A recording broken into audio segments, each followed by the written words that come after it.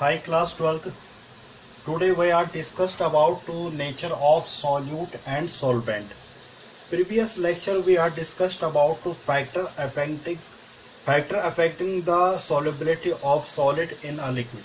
It means जो हमने previous lecture में ये discuss किया था कि हमारे पास क्या होते कौन कौन से factor affecting जो solubility of solid in liquid में इनको factor आते बीच में.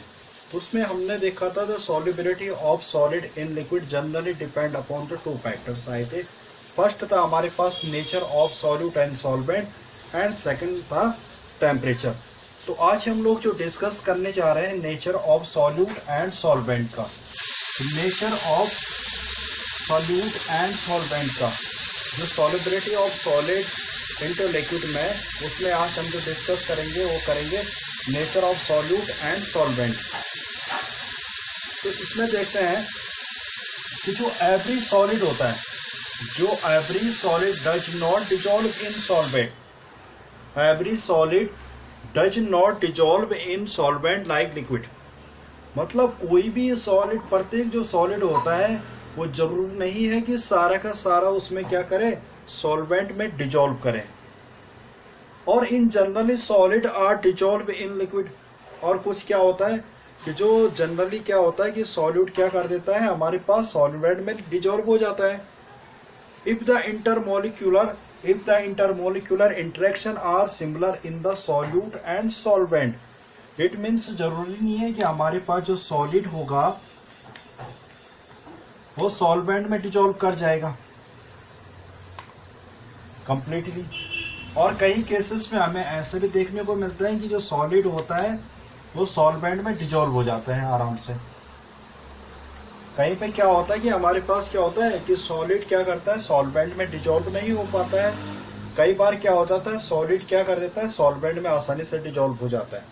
तो ये सारे फैक्टर हमें देखने पड़ेंगे कि कौन सा सॉलिड ऐसा है जो सॉल्वेंट में डिजॉल्व हो जाता है और कौन सा सॉलिड ऐसा है जो सॉल्वेंट में डिजॉल्व नहीं हो पाता है. उसके लिए कंडीशन क्या है, उसके लिए कंडीशन के लिए देखते हैं क्या every solid does not dissolve in solvent.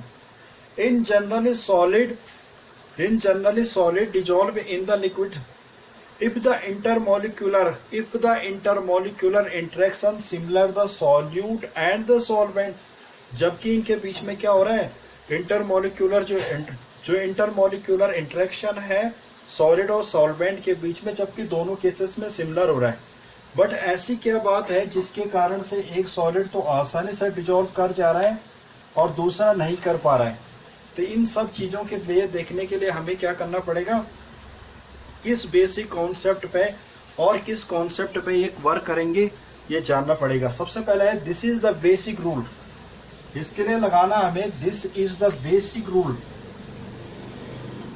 This is the basic rule. Basic rule like dissolve like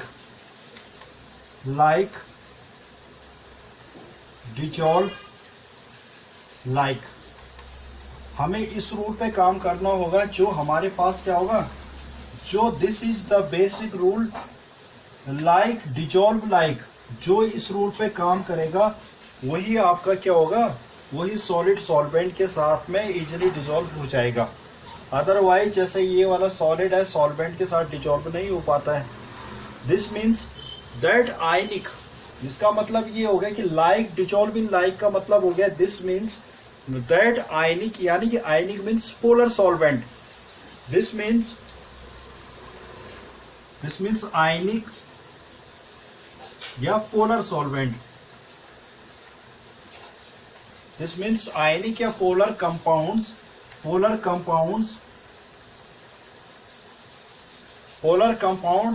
more readily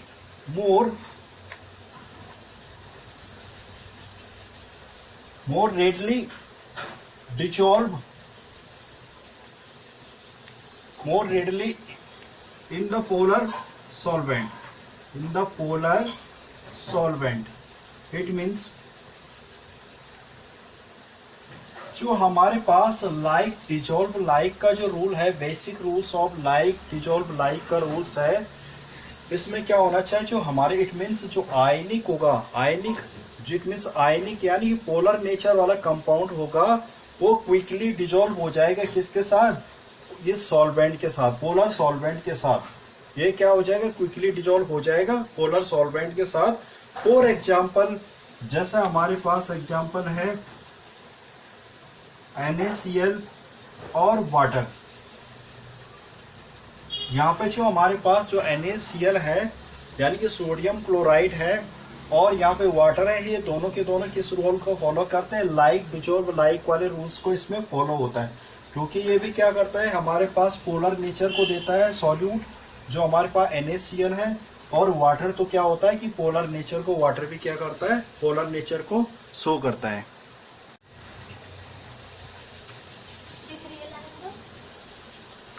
Ionic compound dissolve in water.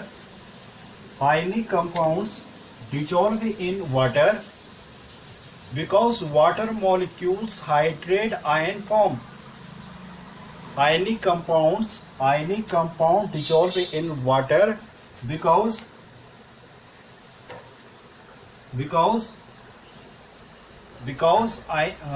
the water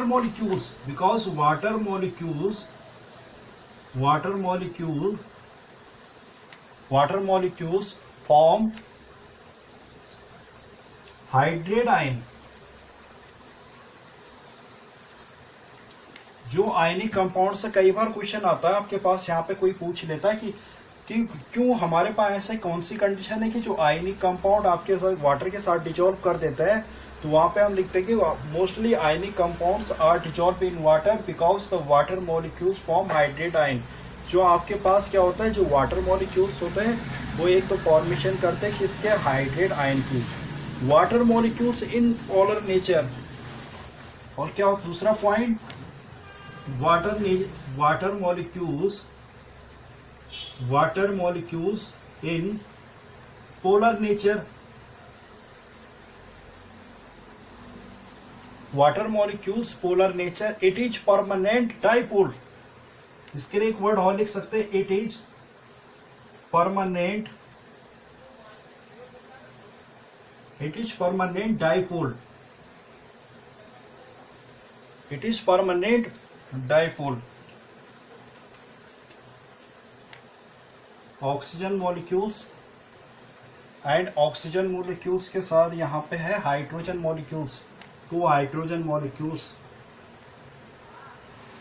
oxygen molecules के साथ क्या लग रखे हैं, यहाँ पे 2 हाइड्रोजन मॉलिक्यूल्स लगे हैं। तो हाइड्रोजन जो मॉलिक्यूल्स होंगे यहाँ पे इसके पास पार्शियली पॉजिटिव और पार्शियली पॉजिटिव होगा इन दोनों के पास। और जो यहाँ पे हमारे पास ऑक्सीजन है, ऑक्सीजन के ऊपर यहाँ पे ऑक्सीजन के ऊपर होगा पार्शियली नेगेटिव और पार्शियली नेगेटिव बिहेवियर। यहाँ पे देख रहे हो जो वाटर मॉलिक्यूल्स है यहाँ पे डाइपोल को शो कर रहा है, पॉजिटिव और नेगेटिव और पॉजिटिव और नेगेटिव। हाइड्रोजन यहाँ पे पॉजिटिव बिहेवियर कर रहा है, ऑक्सीजन नेगेटिव कर रहा है। यहाँ पे ये वाला हाइड्रोजन पॉजिटिव कर रहा है और ऑक्सीजन के ऊपर पार्शियली नेगेटिव चार्ज आ रहा है। When you place on ionic substance in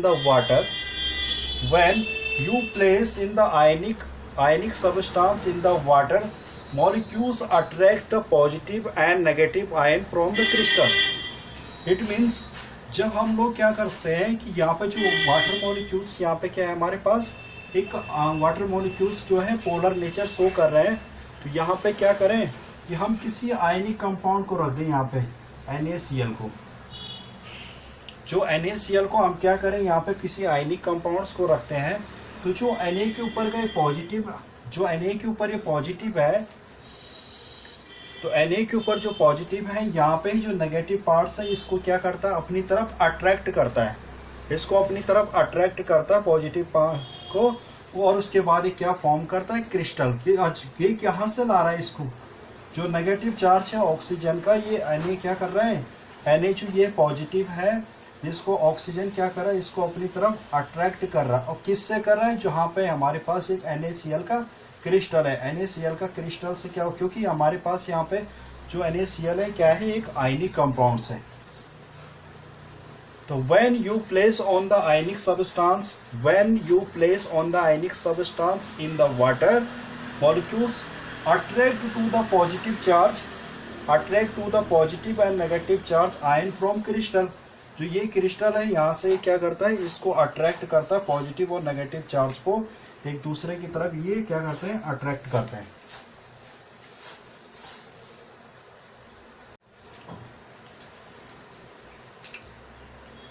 When water molecules in the polar in nature it permanent dipole। Water molecules जब क्या होते हैं, पोलर इन नेचर में होते हैं, तो ये क्या परमानेंटली शो करते हैं डाइपोल को।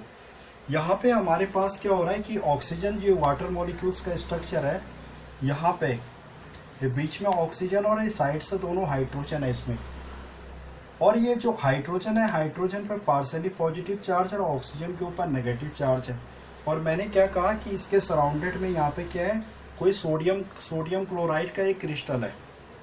अब ये क्या कर रहा है, when you place on the ionic substance in water molecules attract to the positive charge from crystal. इसमें क्या हो रहा है, जो ये क्रिस्टल है हमारे पास, यहाँ से इस पॉजिटिव चार्ज को कौन अट्रैक्ट कर रहा है, ऑक्सीजन, यानी नेगेटिव चार्ज कर रहा है इसको अट्रैक्ट।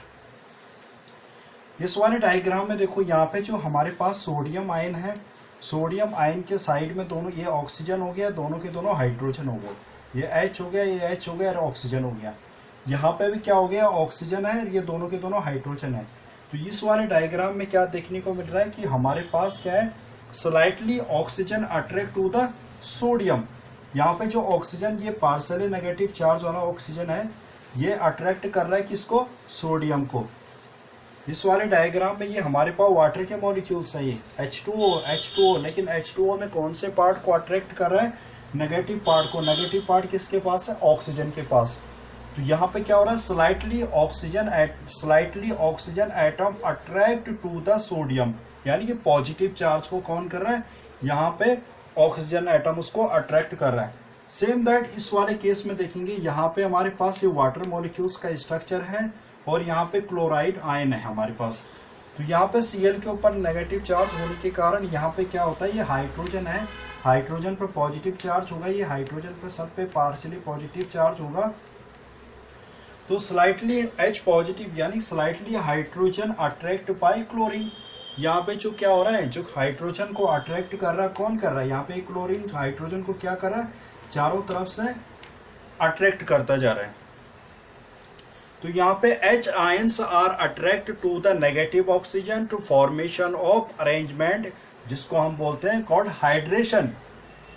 यहाँ पे H आयन जो हमारे पास यहाँ पे है, जहाँ पे हमारे पास क्या होंगे, H आयंस, ये H आयंस क्या करते हैं, attract to the negative. H ions हमारे पास क्या करें, attract to the negative ions. तो फॉर्मेशन ऑफ अरेंज, जो फॉर्मेशन हो रही, जो यूनिक फॉर्मेशन हो रही है, जिस अरेंजमेंट को हम क्या बोलते हैं, हाइड्रेशन बोलते हैं उसको। हाइड्रेशन क्यों बोल रहे हैं कि H आयन क्या कर रहा है, उसको अट्रैक्ट कर रहा है। Hydration release which known as energy, hydration energy. और जब यहाँ पे क्या होता है, जो हाइड्रोजन इसको अट्रैक्ट करता है, उसके बाद उससे जो एनर्जी रिलीज होती है, यहाँ पे इस वाले केस में जब क्या होगा, पॉजिटिव और नेगेटिव एक दूसरे को अट्रैक्ट कर रहे होंगे, तो उस अट्रैक्शन से क्या होगा, वहाँ पे एनर्जी भी क्या होती है, रिलीज होती है। उस एनर्जी को हम बोलते हैं हाइड्रेशन एनर्जी। इस एनर्जी को बोलेंगे हम लोग hydration energy, hydration energy. Even ionic compounds energy hold the lattice structure. जो आयनिक कंपाउंड्स होते हैं, the ionic compound, even the ionic compounds every holding the lattice structure. Ionic compound क्या करते हैं, इसको जो पार्टिकल्स होते हैं, ये जैसे यहाँ पर Cl किससे कनेक्टेड हो रहा है, H पॉजिटिव से, और सोडियम किससे कनेक्टेड हो रहा है, ऑक्सीजन से। तो यहाँ पे ये आयनिक कंपाउंड को क्या करते हैं, ये होल्ड करके रखते हैं, पकड़ के रखते हैं, बांध के रखते हैं। तो इस टाइप की एनर्जी को हम बोलते हैं, इस टाइप के स्ट्रक्चर को बोलते हैं हम लोग लैटिस स्ट्रक्चर। और हमारे पास जो इससे जो इसको होल्ड करने के लिए, बाइंड करने के लिए जो एनर्जी की रिक्वायरमेंट होती है, उस एनर्जी को हम बोलते हैं lattice energy. Next non polar solvent. Next nature of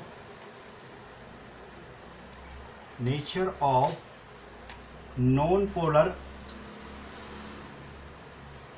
solute and solvent।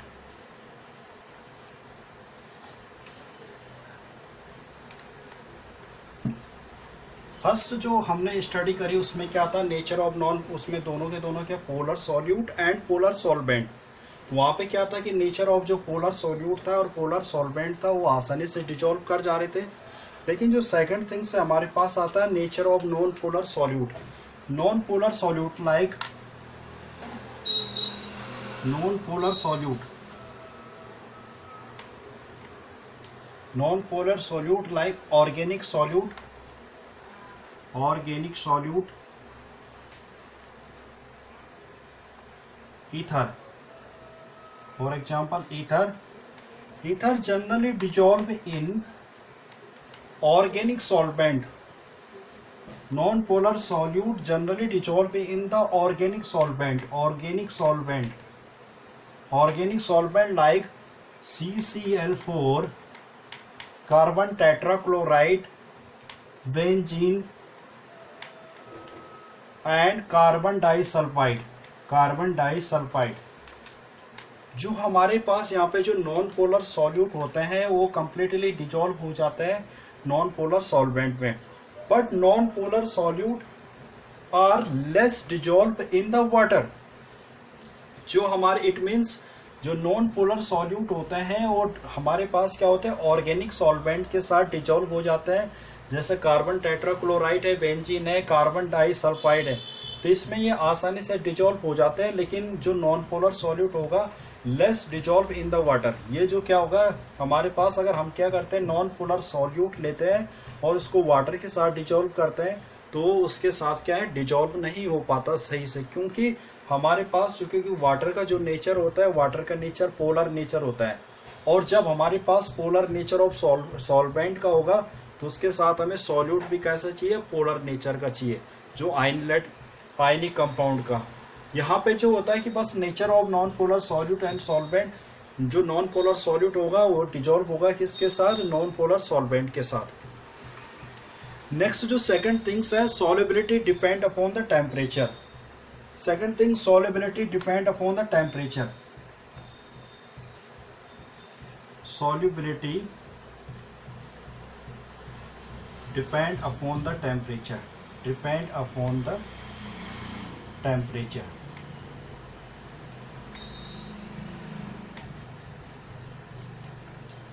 Solubility depend upon the temperature. जो सॉल्युबिलिटी होती है हमारी वो क्या करती है, डिपेंड करती है किस पे, टेम्परेचर पे। Solubility increase and decrease with increase the temperature. यहाँ पे जो हमारे पास क्या होता है, solubility increase and decrease with increased temperature।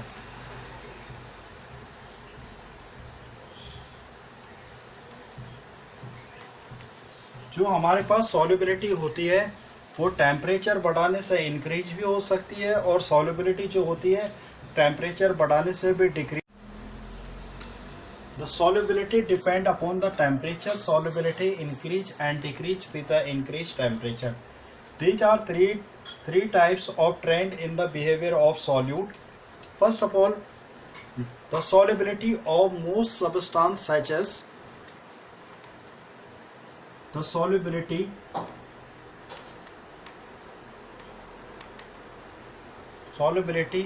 of most substance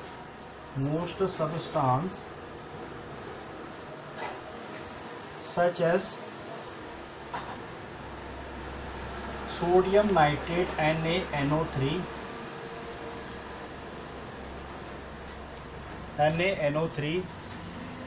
KNO3, potassium nitrate, ammonium chloride and potassium chloride and sodium chloride and HeNO3, silver nitrate. The solubility of most substance such as NO3, KNO3 and ammonium chloride, potassium chloride, sodium chloride or silver nitrate increase with the rise in temperature. Increase with increase with the range in temperature.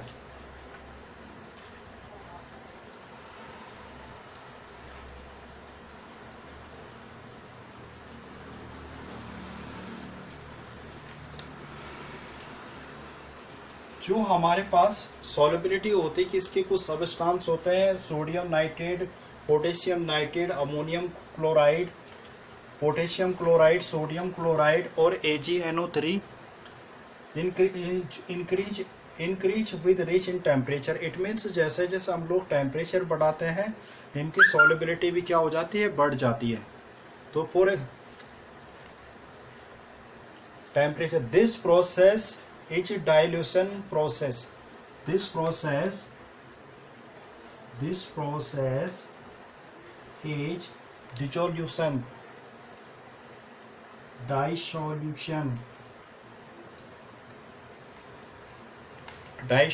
process. These substance is endothermic. These substance is endothermic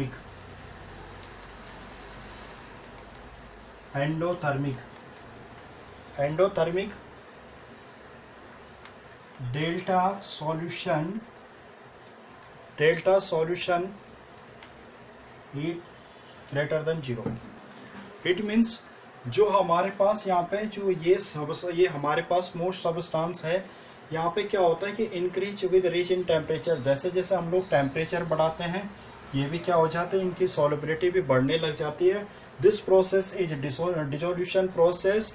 this substance is endothermic reactions. Endothermic delta solution of H greater than 0, यानी कि solute plus solvent plus heat. यहाँ पे जो क्या कर रहे हैं हम लोग, सॉल्यूट और सॉल्वेंट को बढ़ाने के लिए क्या दे रहे हैं, हीट दे रहे हैं यहाँ पे, जिससे हमारे पास क्या हो रहा है, सॉल्यूशन जल्दी से हमारे पास क्या हो रहा है, सॉल्यूशन डिजॉल्व हो जा रहा है यहाँ पे। और हमारे पास जो सॉल्यूशन बन रहा है डेल्टा, जिसको हम लोग क्या करेंगे, H से रिप्रेजेंटेड कर रहे हैं सॉल्यूशन को, और यहाँ पे जो चार्ज होगा प्लस VE चार्ज होगा सॉल्यूशन। तो ये था हमारे पास जो पहले कंडीशन आई था, solubility of most substance such as sodium nitrate, potassium nitrate, ammonium chloride और पोटेशियम क्लोराइड और HNO3। ये क्या करते हैं, increase with range in the temperature. This process is dissolution process. This substance is endothermic reaction. यहाँ पे जो होता है एंडोथर्मिक प्रोसेस होता है। एंडोथर्मिक मीन्स जहाँ पे हमारे पास सॉल्यूट और सॉल्वेंट को डिजोल्व करने के लिए यहाँ पे हम किसकी हेल्प ले रहे हैं, हीट की। और तब वो जैसे हीट ने यहाँ पे टेम्परेचर बढ़ा रहे हैं, अपना सॉल्यूशन जल्दी से डिजोल्व होकर सॉल्यूशन को फॉर्म कर दे रहा है। उसके पास जो चार्ज आ रहा है हमारे पास वो कौन सा है, VE चार्ज आ रहा है। Since these substance absorb heat, ये जो सबस्टेंस है क्या कर रहा है, एब्जॉर्ब हीट कर रहा है।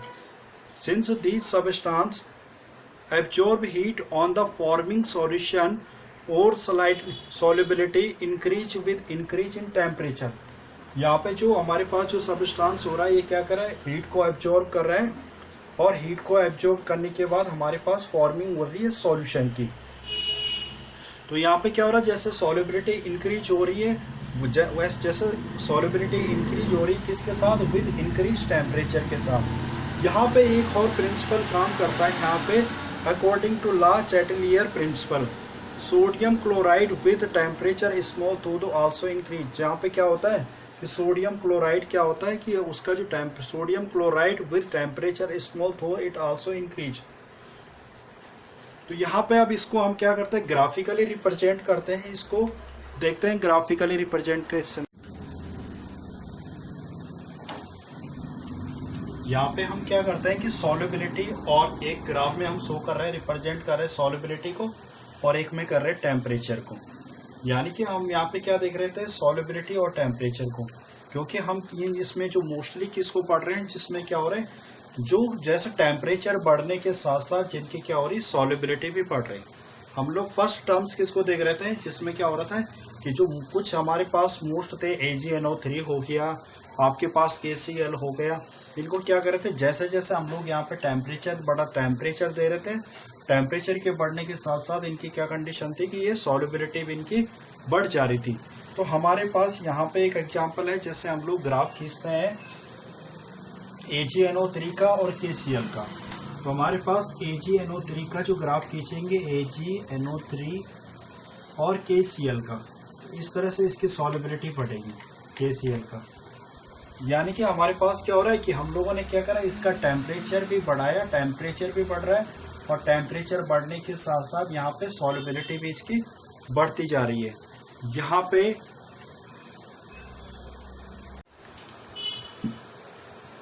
The solubility of AgNO3 and KCl, the temperature increases, the solubility also increases AgNO3।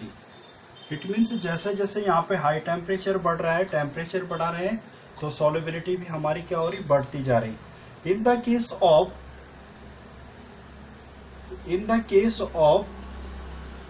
NaNO3, in the case of NaNO3, जैसे जैसे हम क्या कर रहे हैं यहाँ पे जो 100 और 50 के बीच में क्या हो रहा है, टेम्परेचर बढ़ रहा है, तो यहाँ पे भी क्या हो रही है, NaNO3 की भी क्या हो रही है, सॉल्युबिलिटी बढ़ती जा रही है।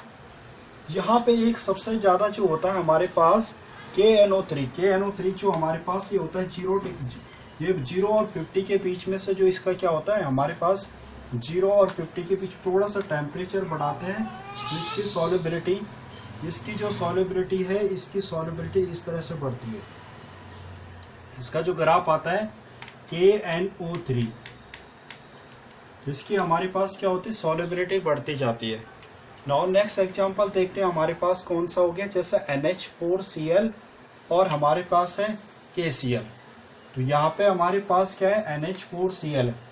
अब NH4 जो Cl है हमारे पास, यहाँ से इस वाले कंडीशन से हमारे पास एक गया NH4Cl, यहाँ पे हो गया NH4 अमोनियम क्लोराइड, और ये हो गया आपके पास KCl, NH4 का और KCl का। लेकिन हमारे पास अगर सोडियम क्लोराइड का देखें हम लोग, तो जो सोडियम क्लोराइड होता है NaCl का, इसमें कुछ ज़्यादा इफेक्ट पड़ता है नहीं, इसलिए इसको कहा जाता है कि ये क्या होता है, टेम्परेचर बढ़ाने में लेस्ट अमाउंट में इसकी सॉल्युबिलिटी बढ़ती है। जैसे यहाँ पे देखो, इस तरह से जो हमारे पास NaCl का ग्राफ कुछ इस तरह से जाएगा। तो ये थे हमारे पास कुछ एग्जांपल थे, जो मोस्ट एलिमेंट थे जो क्या कर रहे थे, टेम्परेचर इंक्रीज के साथ साथ उनमें उनका क्या हो रहा था, सॉल्युबिलिटी भी इंक्रीज हो जाती थी। तो सबसे पहले हमने लिया था किसको, AgNO3 और KCl को।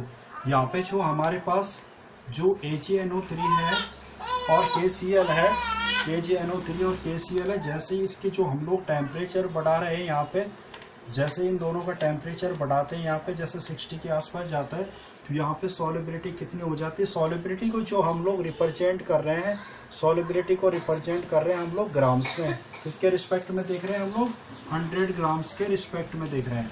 तो यहाँ पे जैसे हमारे पास 150 ग्राम्स, यानी कि 150 ग्राम्स क्या हो रहा है, यहाँ पे सॉल्युबिलिटी हमारी इंक्रीज, जैसे टेम्परेचर इंक्रीज हो रहा है, तो AgNO3 का जो क्या हो रहा है, सॉल्युबिलिटी ऑल्सो इंक्रीजेज, और KCl की भी है, दोनों के दोनों क्या हो रहे हैं, इनकी सॉल्युबिलिटी इतनी इंक्रीज हो जा रही है। नेक्स्ट वाले केस में हमने क्या लिखा था, next solubility decrease with increase in temperature. It means जो नेक्स्ट है हमारे पास वो क्या होता है कि solubility of solid decrease with increase temperature.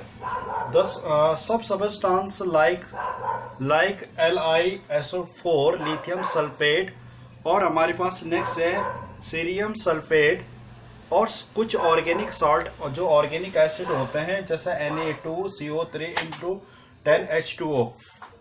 तो ये क्या करते हैं, decrease with reach in temperature. ये क्या कर देते हैं यहाँ पे, decrease with reach, decrease solubility decrease, solubility decrease, solubility decrease with rise in temperature, with rise in temperature।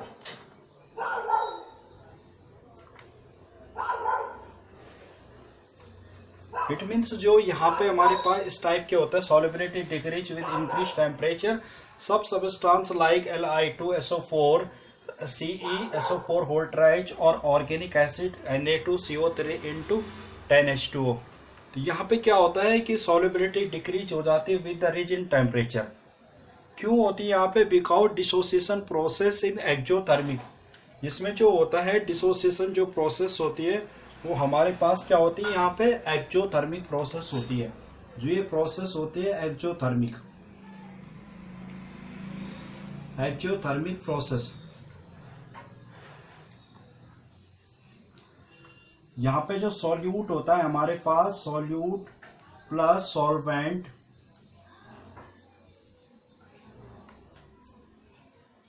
यहाँ पे जो सॉल्यूशन बना रहता है हमारे पास, यहाँ पे क्या निकलती है? हीट निकलती है। और यहाँ पे जो सॉल्यूशन पे चार्ज होता है -VE चार्ज होता है। यहाँ पे -VE चार्ज होने के कारण हमारे पास क्या होता है कि ये रिएक्शन क्या कहलाती है? एक्सोथर्मिक रिएक्शन कहलाती है। तो यानी हमारे पास, क्योंकि because dissociation process is exothermic, तो मैंने बताया था कुछ केसेस हमारे पास ऐसे होते हैं कि जहाँ पे हम लोग क्या करते हैं, पहले वाले केस में देखा था सॉल्युबिलिटी बढ़ा रहे थे वो सबस्टांस की, उसकी टेम्परेचर बढ़ा रहे थे तो सॉल्युबिलिटी भी उसके साथ साथ बढ़ती जा रही थी। लेकिन इस वाले जो सेकंड वाली थिंग्स होती है उसमें ये था कि सॉल्युबिलिटी डिक्रीज हो जाती है विद इंक्रीज टेम्परेचर में। क्योंकि क्यों होती है? क्योंकि यहाँ पे कौन सी प्रोसेस होती है? Solubility decrease with reach in temperature में एक्सोथर्मिक प्रोसेस। जो पहले वाले में थी वहाँ पे था एंडोथर्मिक प्रोसेस। अगर हम इसके रिस्पेक्ट में एक ग्राफ देखते हैं, हमारे पास एक ग्राफ है जैसे हमने पहले बनाया था, तो यहाँ पे जो 50 से ये रहा ये वाला ग्राफ्स, LiSO4 का ग्राफ्स धीरे धीरे करके क्या होता है Li2 और SO4 का जो ग्राफ होता है, पहले जैसे जैसे हम लोग क्या करते हैं, टेम्परेचर बढ़ता रहता है, ग्राफ यहाँ पे डिक्रीज होता रहता है। इसी तरह से हमारे पास कौन सा है, जो हमारे पास नेक्स्ट वाला है CeSO4, Ce2SO4, यहाँ पे भी क्या होता है, टेम्परेचर बढ़ने के साथ साथ इसकी सॉल्युबिलिटी भी डिक्रीज होती रहती है। नेक्स्ट थिंग्स जो हमारे पास आएगा, जो नेक्स्ट है solubility, the solubility so irregular behaviour with the increasing temperature. Next thing, the solubility so irregular behaviour with the increase temperature. जो नेक्स्ट थिंग आपके पास ही रहेगी हमारी। तो next last one is the solubility so irregular behaviour. Solubility so irregular behaviour with the increasing temperature. इसमें क्या होता है, जो लास्ट थिंग होती है कि हमारे पास यहाँ पे क्या होता है, पहले टेम्परेचर बढ़ाने से किसी की सॉल्युबिलिटी बढ़ जाती है, देन आफ्टर दैट समटाइम्स बाद हम देखते हैं कि उसकी सॉल्युबिलिटी डिक्रीज हो जाती है। फॉर एग्जाम्पल यहाँ पे क्या है कि some substance the solubility behaviour is not regular. हमारे पास कुछ सबस्टांस ऐसे होते हैं जिनका सॉल्युबिलिटी बिहेवियर क्या नहीं होता, रेगुलर नहीं होता है। For example sodium sulphate Na2S, यहाँ पे फॉर एग्जाम्पल हमारे पास है Na2SO4 सोडियम सल्फेट, यहाँ पे increase up to the certain temperature, then decrease temperature further reach in this the transition temperature. It means यहाँ पे हमारे पास क्या होता है, जैसे Na2SO4 है, तो यहाँ पे ये क्या करता है कि जो सोडियम सल्फेट है, पहले इसका टेम्परेचर बढ़ाने पे हमारे पास क्या होता है, इसकी सॉल्युबिलिटी बढ़ती है, लेकिन कुछ टाइम बाद देखते हैं कि जैसे जैसे हम लोग इसका टेम्परेचर बढ़ाते हैं तो ये अपने आप ही इसका जो सॉल्युबिलिटी है डिक्रीज होने लग जाती है। तो यहाँ पे क्या होता है, कुछ सबस्टांस हमारे पास ऐसा होता है जैसे टेम्परेचर बढ़ाएंगे तो उनकी सॉल्युबिलिटी बढ़ेगी। आफ्टर दैट समटाइम्स हम क्या करते हैं, अगर फिर उसका फर्दर टेम्परेचर इंक्रीज होता है तो उसकी सॉल्युबिलिटी डिक्रीज हो जाती है। इट मीन्स ये क्या शो करते हैं, इरेगुलर बिहेवियर शो करते हैं, मतलब कंटिन्यूस नहीं चलते हैं। और जो हमारे पास देखो फॉर एग्जांपल हमने ग्राफ में लिया Na2SO4 डॉट 10H2O, ये ले रखा हमने 10H2O। यहाँ पे देख रहे हैं जो ग्राफ जा रहा है हमारे पास, प्लॉटिंग के ग्राफ जा रहा है 40 के समथिंग। तो ये जो 40 के समथिंग ग्राफ जा रहा है हमारे पास, जैसे जैसे हम लोग टेम्परेचर बढ़ा रहे हैं तो यहाँ पे टेम्परेचर कितना है, 32.8 डिग्री सेल्सियस। तो यहाँ पे जैसे जैसे टेम्परेचर बढ़ा रहे हैं तो यहाँ पे 32.8 डिग्री सेल्सियस में क्या हो रहा है, इसकी सॉल्युबिलिटी बढ़ती जा रही है। उसके बाद आफ्टर क्रिस्टलाइजेशन, क्योंकि इसमें वाटर मॉलिक्यूल्स हैं, और उसके बाद आफ्टर क्रिस्टलाइजेशन के बाद यहाँ पे क्या होता है, इसका टेम्परेचर जैसे जैसे हम लोग क्या करते हैं, टेम्परेचर बढ़ता जा रहा है और यहाँ से सॉल्युबिलिटी इसकी फर्दर डिक्रीज होने लग जाती है। और जो हमारे पास ग्राफ है जो टेम्परेचर को रिप्रेजेंट कर रहा है, इसको बोलेंगे हम transition temperature. Now next one example is FeSO4 into dot 7H2O। यहाँ पे हमारे पास है FeSO4 और 7H2O। यहाँ पे हम लोग क्या करते हैं कि यहाँ पे इसका टेम्परेचर बढ़ा रहे हैं हम लगभग 61.8 डिग्री सेल्सियस पे हम देखते हैं कि जैसे जैसे हम लोग क्या करते हैं, इसका टेम्परेचर बढ़ाते हैं, इसकी सॉल्युबिलिटी बढ़ने लग जाती है। देन उसके बाद जैसे जैसे हम देखते हैं कि टेम्परेचर आगे बढ़ता है तो इसकी सॉल्युबिलिटी डिक्रीज हो जाती है क्रिस्टलाइन फॉर्म में, क्योंकि यहाँ पे हमारे पास 7H2O मॉलिक्यूल्स हैं। यहाँ पे क्या हो जाता है, क्रिस्टलाइजेशन के बाद 4H2O मॉलिक्यूल्स हो जाते हैं। उसके बाद नेक्स्ट जो टॉपिक आता है हमारे पास, इसके बाद जो आता है effect of pressure. Effect of pressure of the solid in effect of the pressure. तो जो हमारे पास जो प्रेशर का इफेक्ट होता है सॉलिड और लिक्विड फॉर्म में, because solid particles not incompressible, क्योंकि हम क्या नहीं कर सकते, सॉलिड जो हमारे पास होते हैं वो इनकम्प्रेसिबल होने के कारण हम वो क्या नहीं कर सकते, उस पर प्रेशर का ज्यादा इफेक्ट नहीं पड़ता सॉलिड और लिक्विड में।